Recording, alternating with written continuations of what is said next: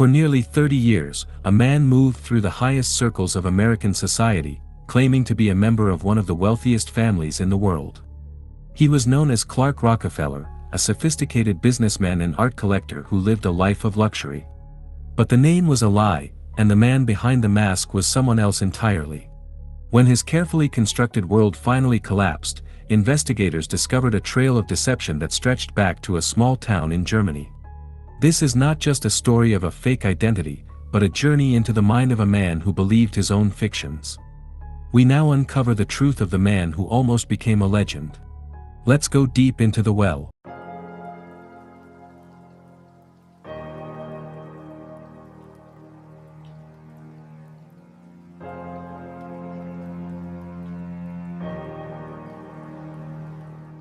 Christian Gerhartsreiter was born in a small town in Bavaria, Germany, but he always felt that he belonged to a much grander world. At the age of 17, he left his home and traveled to the United States on a tourist visa, driven by a desperate desire to reinvent himself. He wanted to be a part of the American elite. From the moment he arrived, he began to experiment with different names and backgrounds, testing how easily people would believe his stories. He moved from city to city, constantly refining his accent and his mannerisms to fit the roles he chose for himself. He was a quick learner who observed the behavior of the wealthy and the powerful, taking notes on how they spoke and what they valued.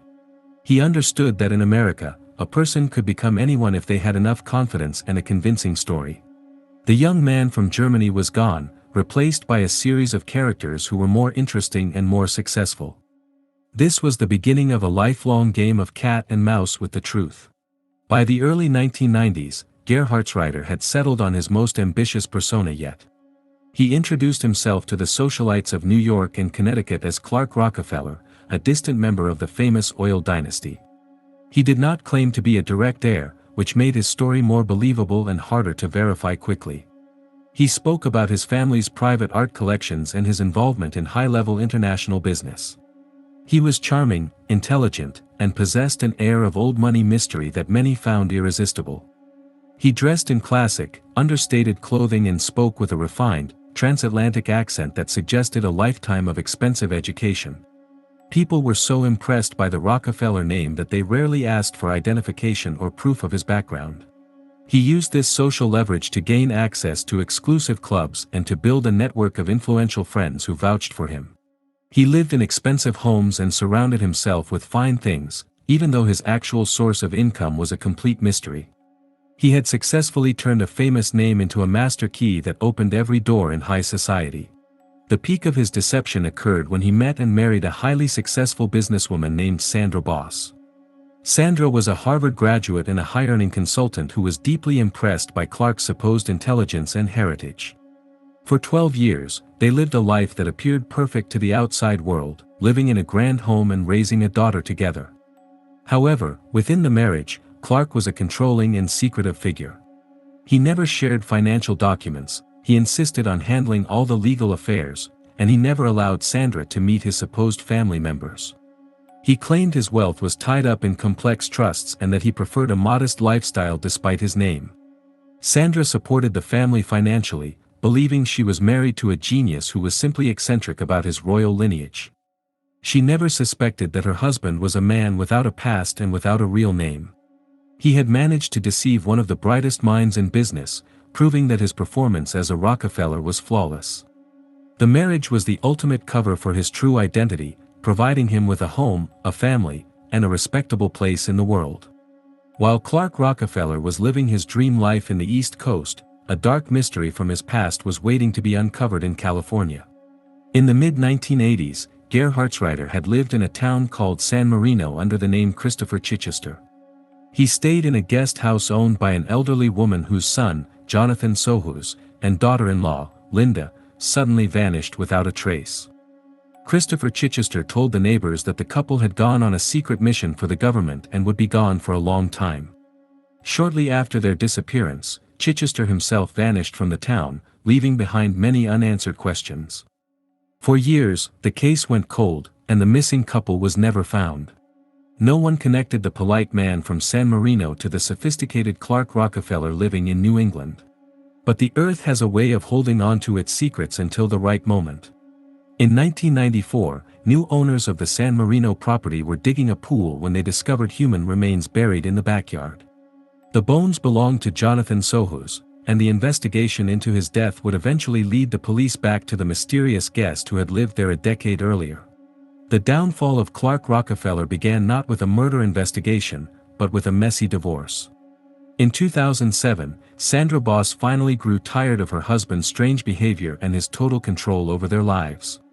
She filed for divorce and hired private investigators to look into his background as part of the legal proceedings. When the investigators tried to find records of a Clark Rockefeller born into the famous family, they found nothing. They discovered that his social security number was fake and that his stories about his education and career were complete fabrications. Panicked by the risk of being exposed, Gerhartsreiter took a desperate step during a supervised visit with his daughter in 2008. He kidnapped the girl and fled to a hidden apartment in Baltimore, sparking a massive nationwide manhunt. The FBI and the media were now focused on the man who had called himself a Rockefeller. As his face appeared on every news channel, people from his past began to recognize him. The man from Germany, the guest from San Marino, and the high society imposter were all revealed to be the same person. The mask had finally shattered, leaving him with nowhere left to hide.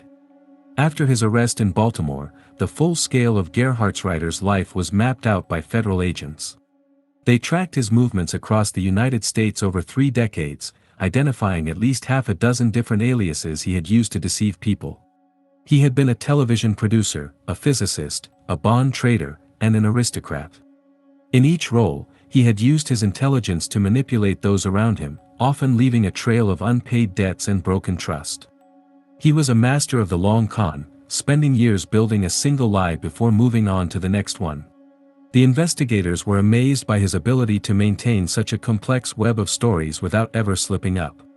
He had successfully tricked banks, employers, and even his own wife for over a decade. His life was a testament to the power of social engineering and the human desire to believe in a grand story.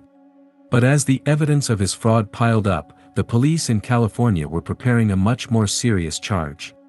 They now had the physical evidence to link the man in the Baltimore jail to the buried bones in the San Marino garden.